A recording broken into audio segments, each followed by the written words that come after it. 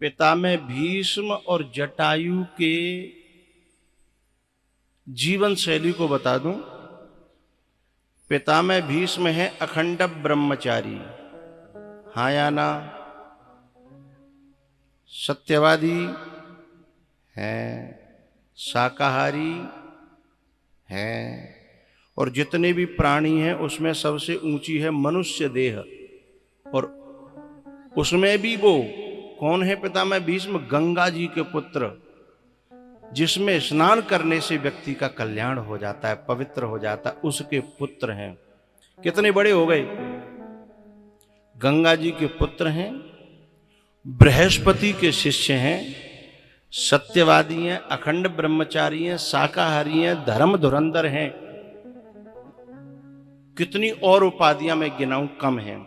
और एक है बेचारा गीद, न शाकाहारी है, न ब्रह्मचारी है, न कभी टाइम से नहाता धोता है, न कोई बहुत बड़ा मनुष्य है, न कभी गंगा जी को पुत्र है, गीध अधम अति आमिष भोगी और गति दीनी जो जाचत जोगी। जो बड़े बड़े योगी यति सन्यासी हैं, वे जिस गति को जाचत माने मांगते फिरते हैं, तो अभी मिले मिले न मिले। और वह गीध को, वह गति भगवान जबरदस्ती दे रहे हैं कि ले लो ले लो।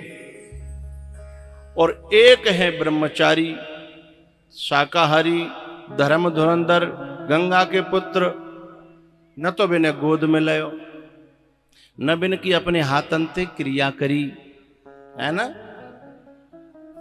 न उनकी धूर झारी। और जन उन्हें कौन सी गति दई, जाको कोई विशेष ज्यादा वर्णन नहीं है। अब ये उल्टी गति क्यों हो गई? गीध की तुलना पितामह भीष्म से करें तो आचरण में गीध बहुत छोटा है। जिस योनि में जो जन्मा है वो भी बहुत अधम है? पितामह भीष्म बहुत ऊपर है हर मायने में। और पितामह भीष्म तो बचपन से ही भगवान का भजन करते हैं, गंगा जी के पुत्र हैं ना, गंगा पुत्र हैं, बचपन से भगवान का भजन करते हैं। और जटायु ने तो बेचारे ने बेचारा भजन का जानते हो, बुका जानते हो, वो तो दिनों रात उड़ते उड़ते ये देखता है कि कल साणा में कितकू पोयो मर्यो, उन्हें ढूंढता फिरता है ना। ऊपर देखो तुम, ऊपर से उड़ेगा, यूं घूमता रहेगा और नीचे निगाह रहेगी कि नए नगला में कोई मर्यो, के पोयो कल साणा में मर्यो, के हिंडोन में मर्यो, के ब्याने में, यही काम वहां पे दिनों रात। और ऐसे अधम जीव को आज भगवान अपनी गोद में उठाई और कह रहे हैं कि तात कर्म निज ते गति पाय। खचाखच नहीं कर रहा है मेरा स्वर। तात कर्म निज ते गति पाय। जटायु ने कहा आपकी कृपा है, आपका ये करुणा है जो आप मुझे यहां आगे मिल गए। तो कितनी प्यारी बात की राम जी ने। बोले ना, तुमने अपने कर्म से गति पाई है, मेरी जा में कोई कृपा ना। अब जटायु को कर्म खोजे, जबते जन्म का जबते मरवे तक, तो न तो कहूं केदारनाथ गयो,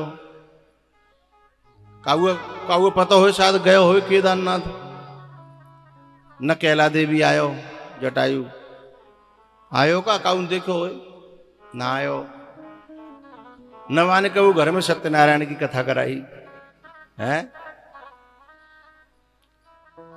भागवत तो छोड़ो, सत्यनारायण की कथा ना कराई।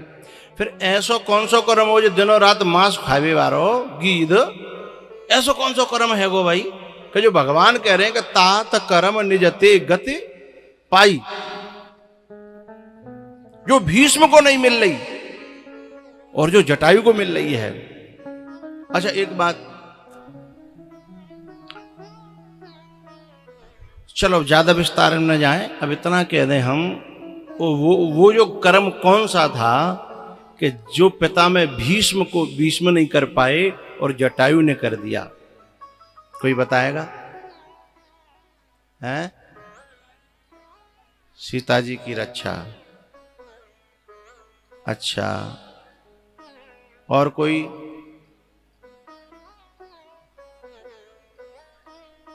जिनमें ते बावरी न में तो कोई? क्या बात है, वाह वाह। हाँ, अब हमारी समझ में आ गई। अब पूरी कथा कहो। अरे तो अब बैठ जाओ चाचा मेरे। अरे तुम तो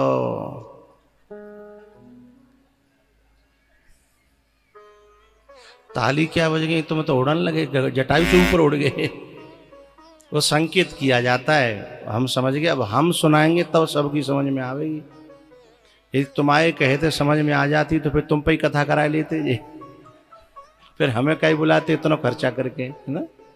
लेकिन आपने बात बहुत अच्छी कही है, बहुत ही प्यारी बात कही है। दोनों की ही बात सत्य है, आपकी भी बात सत्य है, उनकी भी बात सत्य। इन दोनों में एक बात छुपी है, वो ही खोलनी थी मुझे।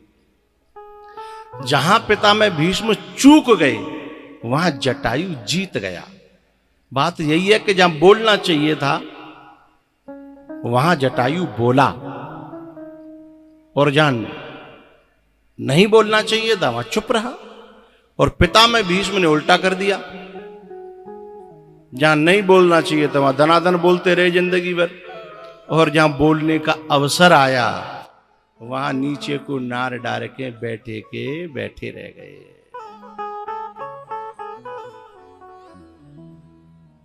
दो जगह नारी की इज्जत पे बात आई। एक तो द्रौपदी की और एक सीता जी की। वहां भी एक हरण कर रहा था और यहां भी एक हरण कर रहा था, है? नारी का अपहरण हो रहा था, नारी की आबरू पर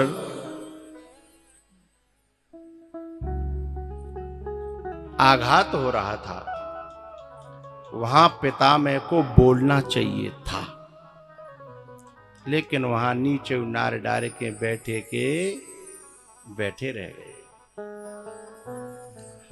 अच्छा, मैं एक बात और कह दूं, यहां पितामह भीष्म समर्थ थे और जटायु बेचारा असमर्थ था। पितामह भीष्म को मरना नहीं पड़ता, पंख नहीं कटते उसके, भीष्म के हाथ नहीं कटते। वो दुनिया के हाथ काट सकते थे, लेकिन तो भी मौन रह गए। और जटायु को पता था कि मैं रावण से जीत नहीं सकता, ये पता था, क्योंकि रावण तो भाई उस समय का तीनों लोकों में उसकी विजय थी। उसके सामने क्या इंद्र, क्या वरुण, क्या अग्नि, सब कांपते थे। कालवा की पार्टी थे, बंधा हुआ था।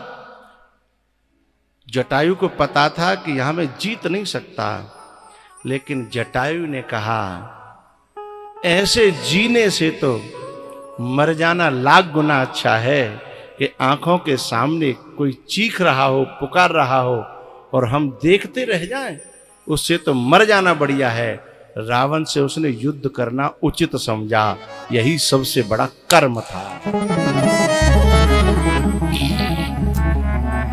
पितामह भीष्म चूक गए, पहली बात आपकी ये।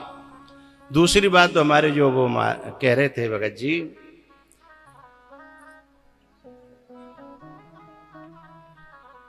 जब राम जी से जटायु ने कहा कि आपकी कृपा से मिली है ये गति, तो राम जी ने कहा ना, तात कर्म निजते गति पाई।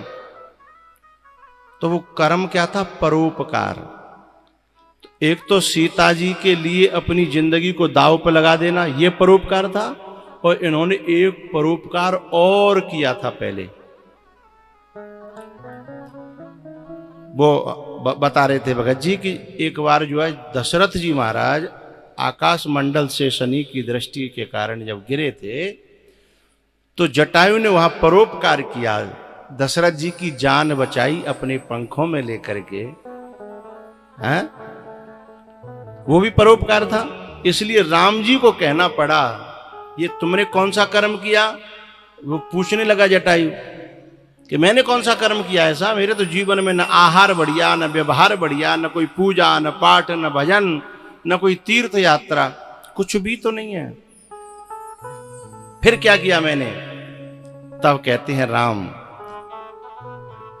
परहित बस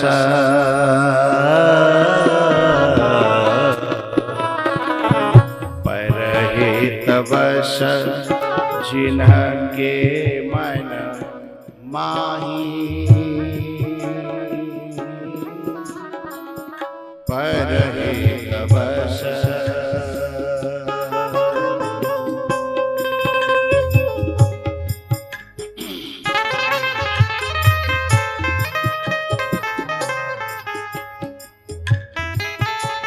हमारे ये रामनिवास जी चारों भाई हैं और इनको जो खानदान आए हुए वहाँ से, इनकी जो मित्र मंडली वहाँ से आई है बड़ौदा से, अब ये लोग इसमें लगभग 25 से 30 लाख रुपए खर्च आराम से हो जाएंगे इनके। अब 25 से 30 लाख रुपए खर्च हो जाएंगे, बाकी बदले न तो जिन्हें कोई सोने की लर दे रहो हैं, न जिन्हें कोई प्लॉट दे रहो,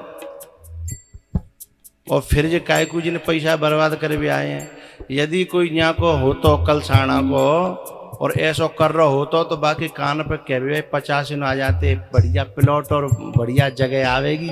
30 लाख को तो फ्रेश आवेगा एकदम बढ़िया, क्यों बीघा आ जाएगा खेत लेगा तो है, जिन्हें कछु ना डरियो हैं?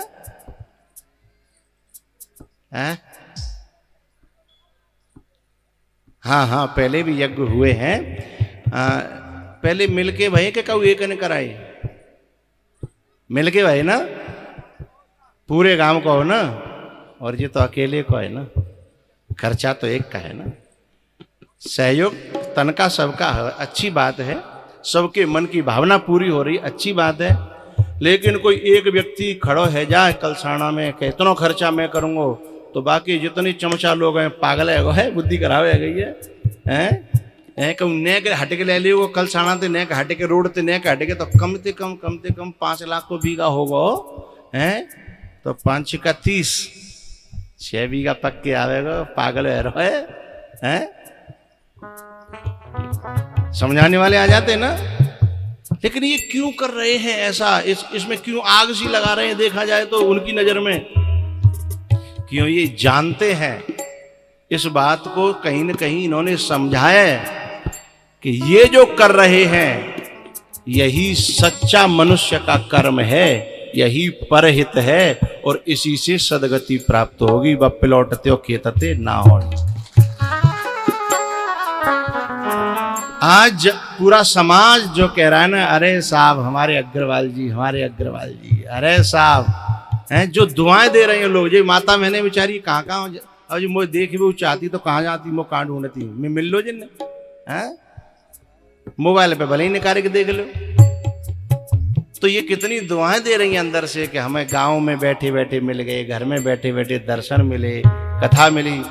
ये दुआएं परमात्मा को इनके जीवन में लाके खड़ा कर देंगी। इतने लोगों की दुआएं हैं, इतने लोगों के आशीर्वाद हैं, इतने लोगों का जो प्रेम है, हैं? अच्छा औलाद तो तुम 6 बिया तो छोड़ो, 10 बिया खरीद दस जइयो, चाहे 50 बिया खरीद दस जइयो, तो तुम पे अंतिम में कोई तुम्हारे ताजो ना बांध रही। औलाद तो यूं कही तुमने हमारे लिए क्या कर दो हैं, सब करते हैं पे छोड़ने के लिए, तुमने कोई अनौतो कोई अलग से थोड़ी कर दो भैया हैं, सब करते हैं। बस इतना उत्तर मिलता तो बताओ खून जरेगा कि नहीं जरेगा हैं? तो यहां राम जी कह रहे हैं, परहित बस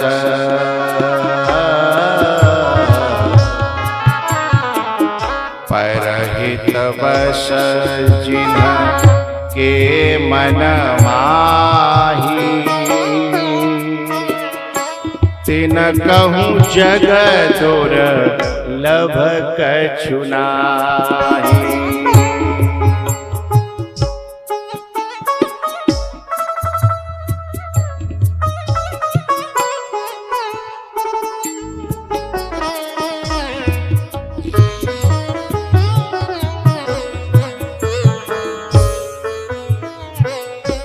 परहित वश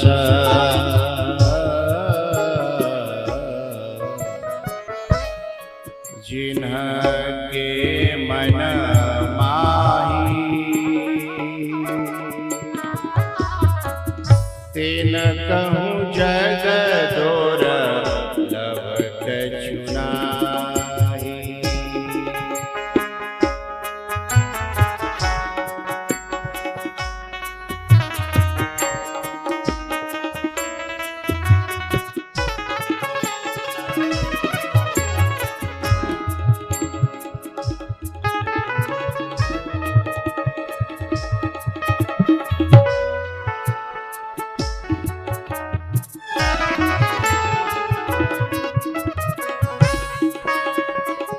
परहित सरिस धर्म नहीं भाई,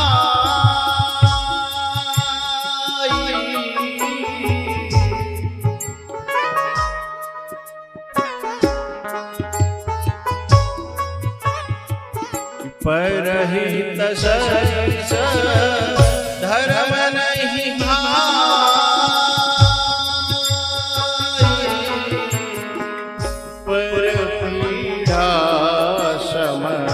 नहीं अधमाई।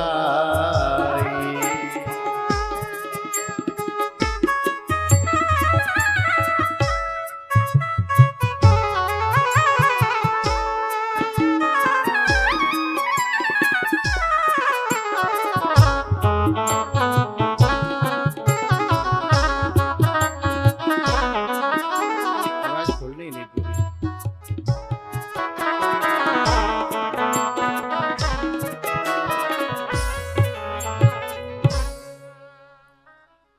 इसलिए प्यारे, इस बात का हमें हमेशा ध्यान रखना है, जहां बोलना चाहिए वहां चुप मत रह जाना, और जहां चुप रहना चाहिए वहां बोलना मत।